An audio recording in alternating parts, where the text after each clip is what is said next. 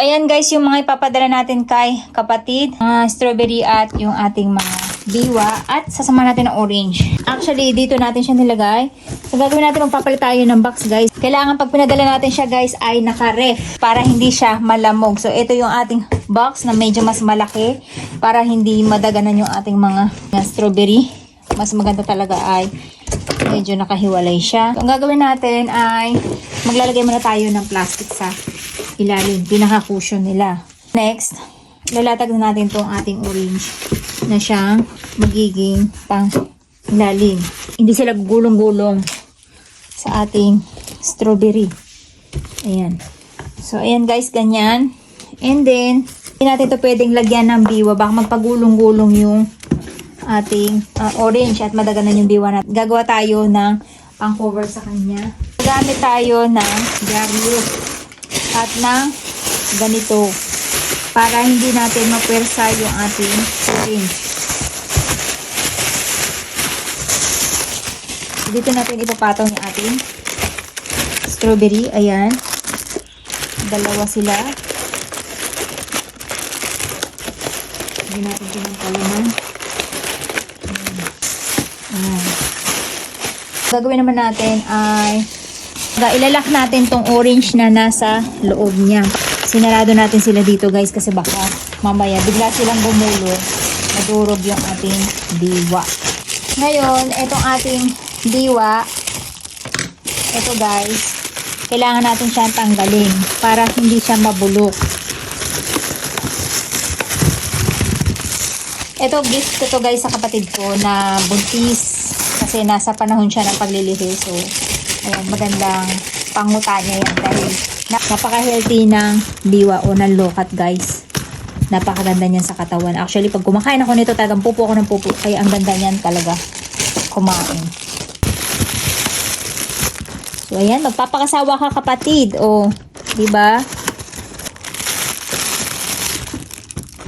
Ang alam nyo, ang ganda nito, matagal siyang masira kasi nakakapit pa sa ganito. Pinuputol talaga nila yung sanga. Mas matagal ang buhay kapag ka nakakabit pa yung pinakaganito. Hindi basta nabubulok agad-agad. And guys, i-deliver natin yan ng naka-ref. Tapos saka natin to ipapatong para mapatong natin yung ating strawberry naman. Ayan. Tapos, para hindi nalalamog yung ating mga fruits. Ayan. Ganyan ang itsura niya. At dito, naglagay din tayo ng sapin. Ayan. Para safe na safe sila sa bugbugan. Kasi papatungan niya ng ibang gamit. At dahil fruit siya, so kailangan ay masecure natin yung kanyang ibabaw. Kuha pa tayo ng isang ganito. Actually, nang bumili ko ng mangga, dun to. Tapos sabi ko sayang, para dun sa aking mga melon na tanim. Ayan, magagamit ko siya. At hindi tayo makakapagpadala ng iba pa sa kanya kasi nga wala tayong ulutong ube. Mamaya-maya dadating na yung hahakot na itong bagahe natin kung saan ay 4 o'clock ang schedule niya. Tapos i-take lang natin. At naka-ref yan pag dineliver natin. So magastos. O ganon. Pero gift ko yan sa kanya kasi congratulations gift ko yan sa kanyang pagbubuntis. Okay, ganyan lang guys. Hindi ko na yan ipakakasara kasi hindi naman kailangan. So, ayun na nga, dumating na yung maghahakot ng ating ipapadeliver kay kapatid. At alam nyo ba dito sa Japan guys, kapag pina-schedule nyo kung what time dapat ay ma-sure nyo na nandun kayo sa bahay. Kasi yun yung time talaga na darating yung hahakot. Ang galing nila, diba? Talagang naka-schedule yung oras.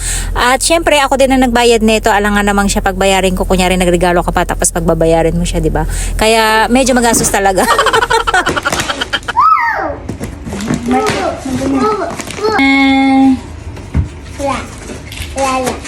Dali ka na. Wow! Ichibay pie! Yan na!